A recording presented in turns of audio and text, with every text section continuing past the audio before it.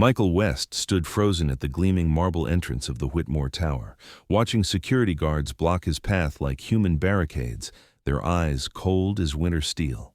The golden package in his hands, worth more than his monthly salary, suddenly felt heavier than lead. The morning had started like any other in Atlanta's most exclusive district. Michael had been delivering packages to penthouses and mansions for 3 years, perfecting the art of invisibility. Rich people preferred their help to be seen but not noticed, acknowledged but not remembered. He had mastered the delicate dance of service, polite enough to avoid complaints, invisible enough to avoid discomfort. But today was different. Today, he had explicit instructions to deliver directly to Harrison Whitmore himself. The tech billionaire's assistant had been crystal clear on the phone. "Mr. Whitmore is expecting this personally. 3rd floor, penthouse suite. Do not leave it with anyone else." The Whitmore Tower scraped the Atlanta sky like a chrome finger pointing toward heaven. Its lobby gleamed with Italian marble and crystal chandeliers that cost more than most people's homes. Michael had walked through those doors countless times, but always to the service elevator, always through the back corridors, never to the main reception. "Excuse me," Michael approached the mahogany reception desk, his uniform pressed and name tag gleaming. "I have a delivery for Mr. Whitmore." "Personal delivery." The blonde receptionist looked up from her manicured nails, her expression shifting from professional courtesy to barely concealed disdain in milliseconds. Her eyes traveled from his face to his uniform to the package, calculating his worth in the space of a heartbeat. "Service deliveries go through the back entrance," she said, returning to her nails. "Talk to maintenance." "Ma'am, I understand, but this is specifically—" Did I stutter? Her voice cut through the lobby's hushed atmosphere like broken glass. "Back entrance, maintenance. That's how this works." Michael felt the familiar burn of humiliation creep up his neck. He'd experienced this dance 1,000 times, but somehow it never got easier.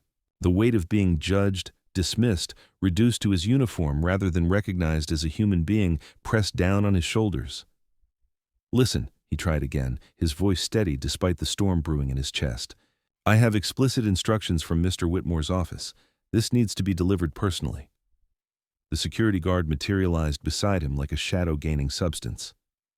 Marcus Thompson. Michael recognized him from previous deliveries, though the man had never bothered to learn his name. 6'4" of muscle and misplaced authority, wearing a uniform that somehow commanded more respect than Michael's ever would.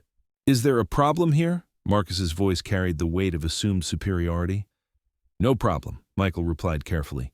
"Just trying to make a delivery as instructed." "Then you know the drill. Service entrance, buddy, around back. Give it to the cleaning crew." The elevator doors opened with a soft chime, and 3 men in expensive suits emerged, their conversation punctuated by the kind of laughter that comes from comfortable wealth. Michael recognized them from newspaper photos board members, venture capitalists, the kind of men who moved millions with a phone call. One of them, a silver-haired man with eyes like chips of ice, noticed the commotion. "What's the situation here?" "Nothing serious, Mr. Patterson," Marcus replied with exaggerated deference. "Just explaining our delivery protocols to this gentleman." Patterson's gaze swept over Michael with the clinical detachment of someone appraising livestock. "Ah, yes, the help. They need constant reminding about proper procedures, don't they?" His companions chuckled, the sound of men who had never questioned their place in the world's hierarchy. "Can't blame them, really," another added, adjusting his Rolex. "Half of these delivery boys can barely read the addresses, let alone understand building protocols." The words hit Michael like physical blows, each syllable designed to reduce him, diminish him, erase his humanity. He felt his jaw clench, his hands tighten around the package. In his peripheral vision, he noticed other people in the lobby, office workers, visitors, cleaning staff, all pretending not to hear, all complicit in their silence. "I can read just fine," Michael said quietly, his voice carrying a dignity that the marble and gold couldn't touch. Patterson raised an eyebrow, as if surprised that furniture had spoken. "Excuse me?" "I said I can read just fine. I have a college degree in English literature from Morehouse College. I've read Dostoevsky and Baldwin, Toni Morrison, and Gabriel Garcia Marquez. I can read not just addresses, but the human condition, the weight of injustice, the cost of indifference." The lobby fell silent except for the whisper of air conditioning and the distant hum of elevators. Patterson's face flushed red, his comfortable worldview momentarily shaken by the articulate defiance of someone he'd dismissed as inconsequential. "Well," Patterson recovered, his voice dripping with condescension, "fancy education doesn't change building policy. Backdoor delivery boy, that's where you belong." Marcus stepped closer, his presence a threat wrapped in institutional authority. "You heard the man. Time to go." Michael looked around the lobby at the receptionist's smirk, at Patterson's cold satisfaction, at the other suit's amused indifference. He saw the cleaning woman by the elevator, her eyes filled with recognition and sympathy. He saw the security cameras recording everything, preserving this moment of casual cruelty for posterity. Something crystallized in his mind, not anger exactly, but a clarity that cut through years of accumulated humiliation. He reached into his pocket and pulled out a pen, then looked around for something to write on. Finding nothing but a cocktail napkin from the lobby's coffee station, he began to write. "What are you doing?" Marcus demanded, but Michael didn't look up. His handwriting was precise, elegant, the careful script of someone who understood the power of words. When he finished, he folded the napkin carefully and approached the reception desk. "Please make sure Mr. Whitmore gets this," he said, placing the napkin beside the package. "It's important." The receptionist looked at the napkin as if it might contaminate her manicured workspace. "I'm not a messenger service for the help." "Then I'll make sure it reaches him another way," Michael replied. He turned to Marcus, to Patterson, to all of them. "Have a blessed day, gentlemen. I hope you find what you're looking for." As he walked toward the exit, Patterson called after him with poisonous satisfaction. "Don't let the golden doors hit you on the way out, Professor." The laughter followed Michael all the way to the street, echoing off the marble walls like the sound of his dignity being shredded. But as he walked away from the Whitmore Tower, something unexpected happened. Instead of the familiar weight of defeat, he felt lighter. The words he'd written on that napkin carried a power that their laughter couldn't touch, a truth that their gold couldn't buy. He didn't know it yet, but those words would change everything. Michael sat in his 10-year-old Honda Civic outside the tower, his hands still trembling from the encounter. The words he'd written on that napkin echoed in his mind. "Your grandchildren don't avoid you because they're spoiled. They avoid you because you taught them to hate. The world needs humanity, not billionaires." Think about that. The message had come from somewhere deep inside him, years of accumulated observations, of watching wealthy families fracture under the weight of their own cruelty, of seeing children grow up learning that money mattered more than compassion. He'd delivered packages to the Whitmore penthouse before, had glimpsed the family dynamics through partially open doors, overheard heated phone conversations about estranged grandchildren and broken relationships. Harrison Whitmore's empire had made him one of the richest men in America, but his personal life was a wasteland of failed marriages and alienated children. Michael had seen it all during his deliveries: the empty rooms, the silence that money couldn't fill, the photographs of grandchildren who never visited. His phone buzzed. Another delivery request. Michael started the engine, trying to push the morning's humiliation from his mind. But the image of Patterson's cold smile, of Marcus's casual dismissal, of the receptionist's contemptuous sneer, it all stayed with him like a stain that wouldn't wash out. The next delivery took him to Buckhead, to another mansion where he was directed around to the service entrance. Then to a high-rise downtown where security made him wait 20 minutes while they verified his credentials. Each interaction was a fresh reminder of his place in their world's hierarchy. By evening, Michael sat in his small apartment in East Atlanta, surrounded by the books that had sustained him through years of casual racism and systematic dismissal. His walls were lined with literature first editions of Ralph Ellison and James Baldwin that he'd saved years to buy, poetry collections by Maya Angelou and Langston Hughes, philosophy texts that had shaped his understanding of justice and human dignity. His girlfriend Keisha found him there when she came home from her nursing shift at Grady Hospital. She took one look at his face and knew something had happened. "Rough day?" she asked, settling beside him on their second-hand couch. Michael told her about the morning's encounter, about the napkin, about the words that had poured out of him in that moment of crystalline fury. "You think he'll ever see it?" she asked. "Does it matter? I wrote it for me as much as for him. Sometimes you have to speak truth to power, even if power isn't listening." Keisha squeezed his hand. She understood the weight he carried, the constant burden of being underestimated, dismissed, reduced to his uniform. She'd seen it in her own work, the way some patients looked through her, questioned her competence, demanded white doctors even when she was more qualified than the residents. "You know," she said carefully, "you don't have to keep doing this job. Your degree?" "My degree in English literature," Michael laughed bitterly. "You know how many doors that opens for a black man in this economy? I've sent out hundreds of applications, teaching positions, writing jobs, editorial work. You know what I get back? Form letters, silence. Or worse, interviews where they take one look at me and suddenly the position is no longer available." The delivery job paid the bills. It wasn't glamorous, wasn't fulfilling, but it was honest work. And sometimes, just sometimes, it gave him glimpses into worlds he'd never otherwise see. He'd delivered birthday presents to children who squealed with delight, anniversary flowers to couples celebrating 50 years together, medical supplies to elderly people who thanked him like he'd personally saved their lives. But he'd also seen the other side, the casual cruelty of the wealthy, the way money insulated people from consequences, from empathy, from basic human decency. He'd watched rich kids learn to treat service workers like furniture, seen adults model behavior that poisoned the next generation. That night, he couldn't sleep. The words he'd written on the napkin kept circling in his mind, along with memories of other encounters, other humiliations. He thought about his grandfather, who'd worked as a janitor for 40 years, cleaning offices for people who never learned his name. He thought about his mother, who'd cleaned houses for wealthy families, raising their children with more love than those children received from their own parents. 3 days later, Michael was making his usual rounds when his phone rang. The number was unfamiliar, but something made him answer. "Is this Michael West?" The voice was crisp, professional, unfamiliar. "Yes, sir. Can I help you?" "This is Jonathan Pierce, Mr. Whitmore's personal attorney. Mr. Whitmore would like to meet with you, this afternoon, if possible." Michael's blood went cold. Had his message gotten him in trouble? Was Whitmore planning to have him fired, banned from the building?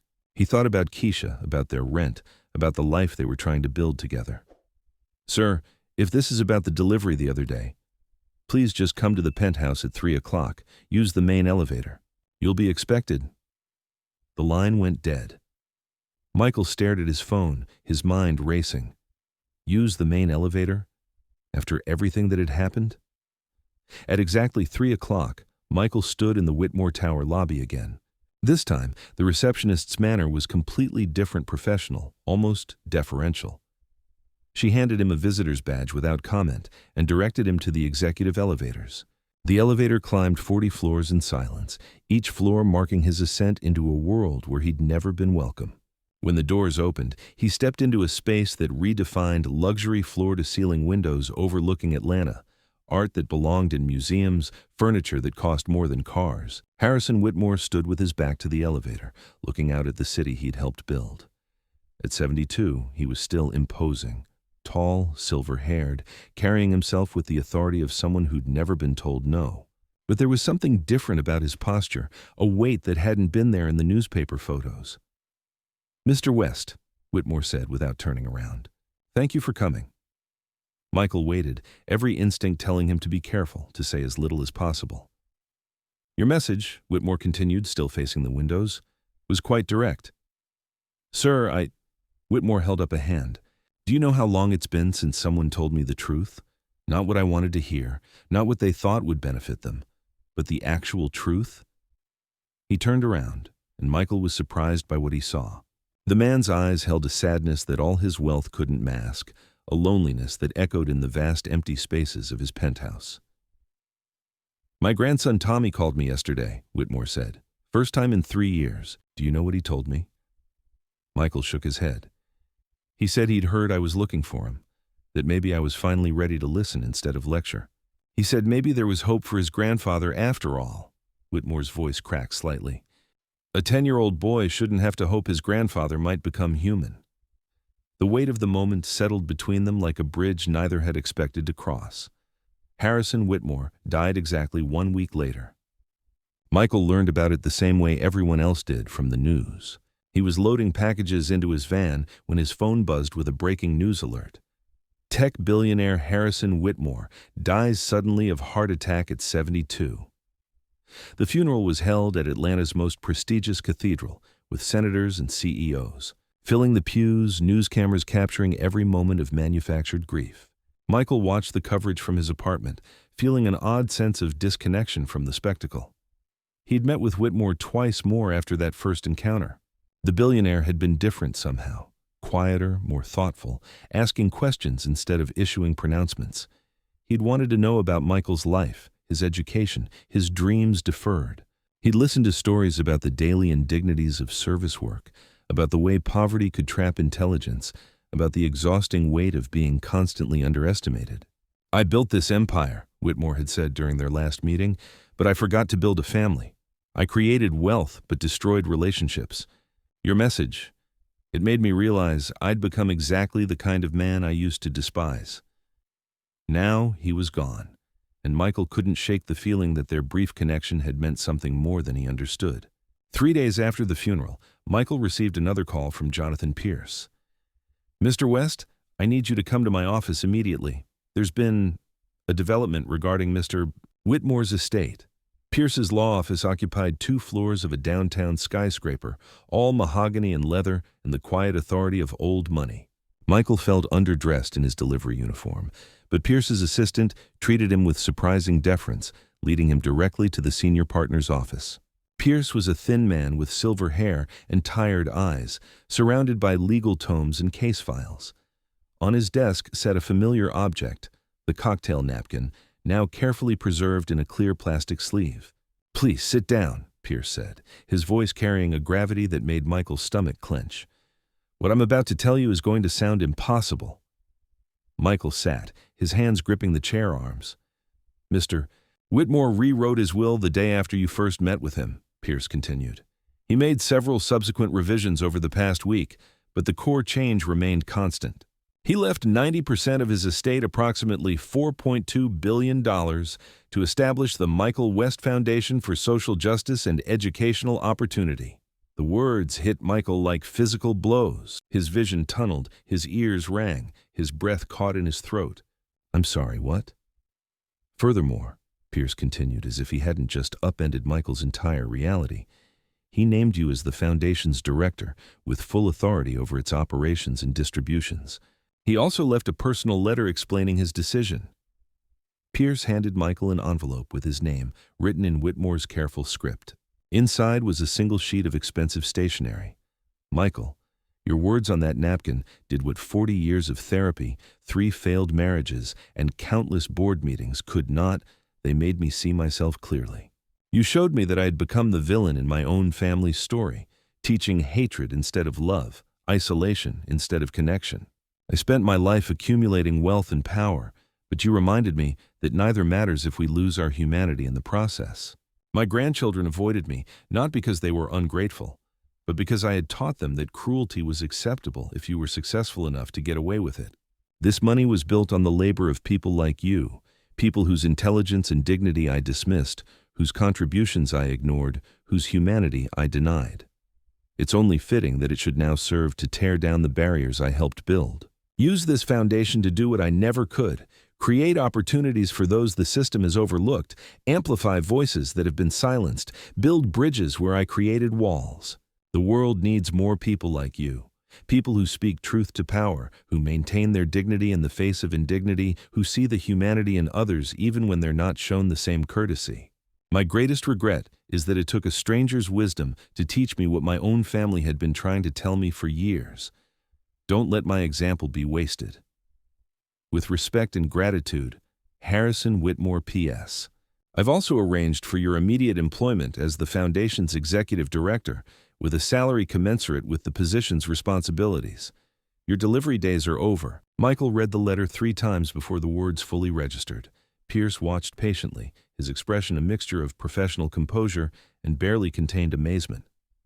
Is this legal? Michael finally asked. Completely. Mr. Whitmore was of sound mind when he made these changes. I witnessed his signature myself. The family will undoubtedly contest the will, but his instructions were crystal clear and thoroughly documented. Michael thought about the penthouse, about the lonely old man who'd listened to a stranger's truth when his own family had given up, trying to reach him. He thought about Patterson's cruel laughter, about Marcus's dismissive authority, about the receptionist's contemptuous sneer. There's more. Pierce said, consulting his notes. Mr. Whitmore left specific instructions for the Foundation's first initiative. He wants you to establish scholarship programs targeting students from underserved communities, with a particular focus on those whose potential has been overlooked by traditional metrics. He also wants to fund small business loans for service workers looking to start their own enterprises. The irony wasn't lost on Michael. The same system that had dismissed him, reduced him, tried to render him invisible, had now inadvertently placed him in control of one of the largest charitable foundations in the South. Why? Michael asked, though he suspected he knew the answer. Because, Pierce replied, sometimes it takes an outsider to show us what we've become. Mr. So, Whitmore realized that he'd surrounded himself with people who would never challenge him, never question his assumptions, never force him to confront uncomfortable truths. You did all three in the space of a few sentences. That evening, Michael sat in his apartment with Keisha, the foundation documents spread across their kitchen table like maps to an impossible future. The local news was covering the story, Billionaire Leaves Fortune to Delivery Man, with a mixture of bewilderment and sensationalism. So what happens now? Keisha asked. Michael looked at the cocktail napkin, still preserved in its plastic sleeve, the words he'd written in a moment of frustrated dignity, now carrying the weight of billions. He thought about his grandfather, the janitor, his mother, the house cleaner, all the service workers who'd been rendered invisible by the very system that now lay partially within his power to change. Now, he said, we get to work. 6 months later, the Michael West Foundation had awarded its first 500 scholarships, funded 200 small business startups, and established literacy programs in underserved communities across the Southeast. The foundation's headquarters occupied 3 floors of the former Whitmore Tower, now renamed the Community Justice Center. Michael kept his old delivery uniform in his office, hanging behind his desk as a reminder of where he'd come from and why he was there. Sometimes, when foundation visitors noticed it, they'd ask about its significance. It reminds me, he would tell them, that dignity isn't determined by what you wear or where you work. It's determined by how you treat others, especially those who can do nothing for you in return. The cocktail napkin was framed on his wall, its simple message now studied by business schools and quoted by social justice advocates. The world needs humanity, not billionaires. But Michael's favorite reminder of how far he'd come arrived every few weeks in the form of a handwritten letter from Tommy Whitmore, Harrison's youngest grandson. The 10-year-old had reached out after learning about the foundation, wanting to understand why his grandfather had made such an unusual decision. Dear Mr. West, the most recent letter read, Grandpa was different the last time I saw him. He asked me about school and actually listened to my answers. He said he was sorry for being mean before, and that he was learning to be better. I think you helped teach him how. Thank you for giving me my grandfather back, even if it was only for a little while. Michael folded the letter carefully and placed it in his desk drawer with the others. Outside his office window, Atlanta stretched toward the horizon, a city full of people trying to make their way, to find their dignity, to be seen and heard and valued. Somewhere in that city, delivery drivers were making their rounds, service workers were being overlooked, and potential was being dismissed because of the color of someone's skin or the uniform they wore to work. But now at least there was a foundation working to change that one scholarship, one loan, one opportunity at a time. The revolution, Michael had learned, didn't always come with raised fists and angry chants. Sometimes it came with quiet dignity, carefully chosen words, and the courage to speak truth to power, even when that truth was written on nothing more than a cocktail napkin. Sometimes the smallest gestures carried the greatest weight, and the most powerful changes began with the simplest recognition that every person, regardless of their station, possessed an inherent dignity that no amount of wealth or status could diminish. Michael West had delivered his final package as a delivery man. Now he was delivering something far more valuable: hope, opportunity, and the revolutionary idea that humanity mattered more than hierarchy. The world was listening.